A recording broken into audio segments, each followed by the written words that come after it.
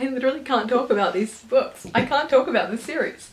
Hello, welcome to my March wrap-up. It sure was a month. If you can hear any slight purring, my cat is in my lap and will not leave, so we have a little friend with us today, and I'm sorry if she makes any noise. I had a pretty awful reading month in March. It's currently the 29th of March, so there are a few days left, but I didn't really read this month. As of today, I have read 2 books. I think I might get this 3rd one finished by the end of the month, but I don't know. I will talk about it anyway. But it was not a good reading month for me. I'm sorry about the lighting. It is completely overcast today and it's just dark, but let's get straight into it. The first book I read this month was The Hunger Games. I had been listening to the audiobook slowly throughout the start of the year. I finished it, I think, about a week into the month. But yeah, I love The Hunger Games. It was the first series that like really drew me in. It's the reason I'm a reader. It is incredible. This cover is beautiful with the gold edges. I couldn't be happier about The Hunger Games Renaissance right now. I'm slowly rereading the trilogy so that I can read the prequel before the movie comes out. I have started it like 3 separate times and I've just never pushed into it properly, but I want to do that in the coming months. But yeah, I love The Hunger Games. I think it's incredible. I think it's just like one of those series that is so good and stays relevant. It's just incredible. I've been absolutely loving seeing everyone's kind of reactions to it coming back to the series as we're all getting a bit older and seeing, you know, maybe more nuanced conversation about this series than we were able to do when we were, you know, 12. But yeah, I think this series is incredible. I think it has some worrying connections to things happening right now, but I really love this series, and I think because of that I find it hard to talk about. So we're gonna stop there. I gave this 5 stars because it's The Hunger Games, and in my heart of hearts, it deserves 5 stars. So the reason I found it so hard to read this month was because of something I read last month. It was one of those things where I knew that reading this book would affect me. I knew that I would love it, and that's why I didn't read it for so long. However, I did read it in February, which meant I spent all of March thinking about it. And it just so happened that an adaptation of it came out as well, and it's just all I've been able to think about. We're of course talking about 6 of Crows, which I gave in and reread. I have talked about this book in my past 4 videos maybe. I cannot stop thinking about this book and these characters. So I told myself I couldn't reread it straight away. I read it in February, give it a break, let it sit, let it simmer. Then the show came out and I loved it, season 2 of Shadow and Bone. It took some plot points from the books, which was interesting to see how they incorporated all of that. But it really made my love for the books just like really strong and really stand out, and it's all I can think about. And so all month I haven't been able to read because all I can think about are the crows. Genuinely, I've had the show on repeat, and every bit of music I listen to, I find a way to relate back to this series. There is a playlist on Spotify, I've spoken about this before. It's Knej Taylor's version, and it is all I've been listening to lately, basically. It's so many Taylor Swift songs feel so Knej coded. Not to stay on this conversation for too long, but the song Renegade is them. Like, you could tell me that Taylor Swift specifically wrote this song about them and I'd be like, yeah, of course she did. Duh. But, oh my god, my allergies are so bad. Why is there a cat sitting in my lap? Oh, I'm so itchy. But yes, I just reread 6 of Crows. When I read it last month, I gave it 4 out of 5 stars. It has been bumped up to a 5 out of 5 for me. This is an incredible book that I love so much. I don't really have words for what I feel for this book. So much. I feel so much for this book. I finished my reread last night and I love it so much. I kind of forgot what happens at the end. I think I thought it happened at the start of Crooked Kingdom, but I cannot imagine the experience of reading this book and having to wait for Crooked Kingdom. I'm very lucky. I bought these books together. I bought Crooked Kingdom when I bought Six of Crows. If I couldn't start Crooked Kingdom as soon as I finished Six of Crows, I would have lost my mind. I think this book is incredible. I spent my time reading it, half reading the physical book and half reading an ebook, because I wanted to annotate along the way, and I didn't want to write in my book because I have a problem with that. I want to be able to annotate in books, but I can't. So I was annotating the ebook. I have so many highlighted passages and I love them all. So I thought I'd share with you some of the lines that I like and some of the random things that I highlighted. There might be like minor spoilers for Six of Crows in this. I've just finished talking about it. I've been talking for like 20 minutes and spoilers probably, maybe. Okay, right at the start, there's this whole bit about Jesper like carving "forgive me" like in bullets in someone, and they're joking about like running out of bullets and da da da. At one point they just say it's about sending a message. What's the point of a dead guy with "fog" written in his chest? I did highlight that and just put a frog emoji in the notes, because where's that one meme? Let me find let me find what I'm talking about. This. You know, fog. Right? I realised at the end of the book that this is a phrase that is repeated in the book at least twice, but I think more. And it is, Kazbrecker was gone and Dirty Hands had come to see the rough work done. I can't be normal about that. I am obsessed with Kazbrecker right now.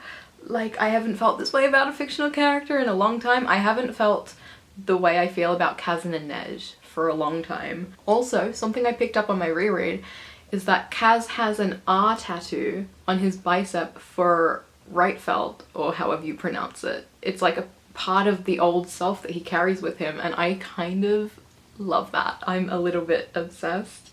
I do have another note. At the end of chapter 9, Kaz is like beating someone up as he does, and I've just highlighted, sometimes the big ones don't know when to stay down, and my note is the way I'm giggling and kicking my feet at Kaz beating someone up. That, I think, says everything you need to know. I think that, like, Kaz being violent is like my favourite thing. Another quote that made me just scream and go feral was, "My wraith would counsel mercy, but thanks to you, she's not here to plead your case." Are you kidding? Any time that Nej is in pain or in danger and Kaz just like loses his mind a little bit is like my favourite thing. I wish I was normal about these characters. I don't know why I'm so like in love right now, but there are a few quotes that I want to read because, I mean, they are the big popular quotes, but I just want to scream about it. I forgot when this quote happened. I was doing my reread and I was like, oh, the context makes it like even better. I love it so much, but it is the iconic. He needed to tell her, what? That she was lovely and brave and better than anything he deserved. That he was twisted, crooked, wrong, but not so broken that he couldn't pull himself together into some semblance of a man for her. That without meaning to, he'd begun to lean on her, to look for her, to need her near. He needed to thank her for his new hat. I can't. And then like, God, the context of it. I'm not gonna spoil it, but the context. There is one other quote that I think is maybe like the most iconic. I couldn't believe that the show included this bit. The context was different, the scene was different, but my God. Honestly, I go back and read this entire scene, basically this entire chapter, so often. I want to read this quote, but like, I want to read all of it and it's like long. You're about to be rich, Kaz. What will you do when there's no more blood to shed or vengeance to take? There will always be more. More money, more mayhem, more scores to settle. Was there never another dream? He said nothing. What had carved all the hope from his heart, she might never know. Inej turned to go. Kaz seized her hand, keeping it on the rail. He didn't look at her. Stay, he said, his voice rough stone. Stay in Ketterdam. Stay with me. She looked down at his gloved hand, clutching hers. Everything in her wanted to say yes, but she would not settle for so little, not after all she'd been through. What would be the point? He took a breath. I want you to stay. I want you to. I want you. You want me. She turned the words over. Gently, she squeezed his hand. And how will you have me, Kaz? He looked at her then. Eyes fierce, mouth set. It was the face he wore when he was fighting. How will you have me? She repeated. Fully clothed, gloves on. Your head turned away so our lips can never touch. He released her hand, his shoulders hunching. His gaze angry and ashamed as he turned his face to the sea. Maybe it was because his back was turned to her that she could finally speak the words. I will have you without your armor, Kezbrecker, or I will not have you at all. Speak, she begged silently. Give me a reason to stay. For all his selfishness and cruelty, Kaz was still the boy who saved her. She wanted to believe he was worth saving too.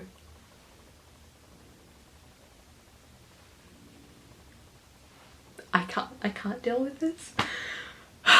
So I do think it's safe to say that I'm like going a little crazy about this book. There is one other quote I want to talk about.